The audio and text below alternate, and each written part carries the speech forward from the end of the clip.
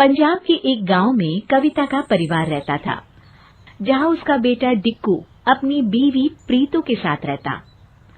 अरे प्रीतो बहू, तूने तो 16 सोमवार रखे होंगे जो मेरे डिक्कू जैसे बेटे नाल ब्याह हुआ तेरा। अरे मेरे नाल ब्याह करने के लिए तो बहुत से रिश्ते आए थे, वो तो डिक्कू को मैं पसंद थी तो मुझे करनी पड़ी शादी। डिक्कू रंगीले अंदाज में गाना गाते हुए कहता है, ओ ये जवानी है दीवानी, ओ मेरी रानी। अरे कल मुहे तेरी जवानी दीवानी हो चुकी हो तो जरा कोई काम धंधा ढूंढ ले और तेरी ये मेकअप की दुकान का खर्चा निकालना शुरू कर। लो जी, मेरे प्यो ने बड़ा मेकअप का सामान दिया है, तुसी मेरी चिंता न करो।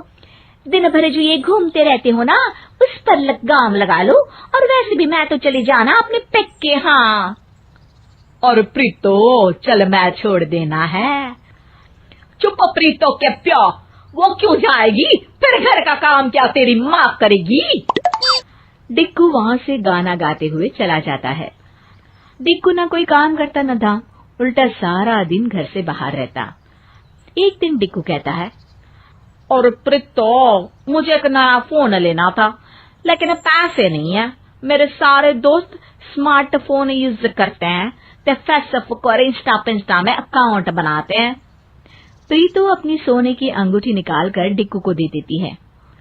ओ ए गल, ये लो, तुसी कभी ऐ ना समझना कि तुसी कमाते नहीं हो, तो प्रीतो है ना, वो आपके लिए कुछ भी करेगी। हाँ। अगले दिन कविता की नजर प्रीतो की उंगली पर पड़ती है। अरे प्रीतो, तेरी अंगूठी कहाँ है? ओ मांडी काम करते वक्त अटकती थी, इसलिए उतार दिया था। कविता प्रीतो की बात मान जाती है। अगले दिन डिक्कू फिर प्रीतो के पास आता है। अरे प्रीतो, वो मेरे दोस्त की बहन है, उसकी शादी होने वाली है, लेकिन उसके पास कोई महंगे कपड़े नहीं है। एलो, इतनी सी बात। वो अलमारी से एक चमकता हुआ सलवार कुर्ता निकालकर डिक्कू को दे देती है।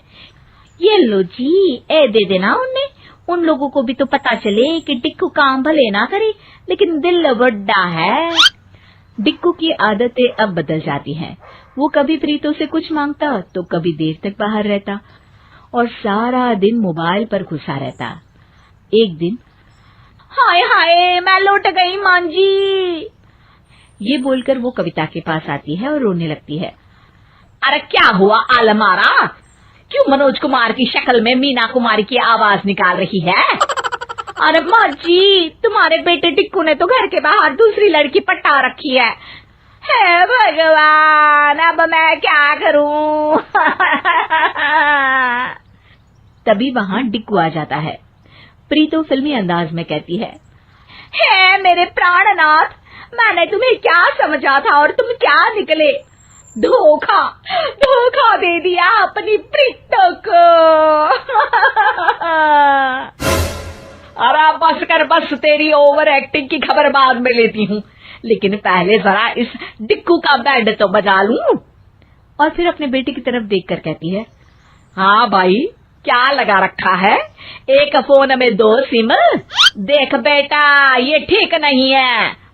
माँ, मुझे किसी और से प्यार हो गया है, क्या करूं? ये बोलकर डिक्कू वहां से चला जाता है। कविता और प्रीतो सर पकड़कर बैठ जाते हैं कि तभी कविता को एक आइडिया आता है।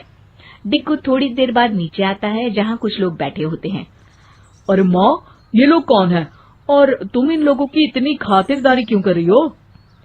अरे आओ आओ बेटा, ये लोग प्रीतो को देखने आए हैं। अब तू तो दूसरी वाली के पास चला जाएगा, तो प्रीतो का मैं क्या करूंगी?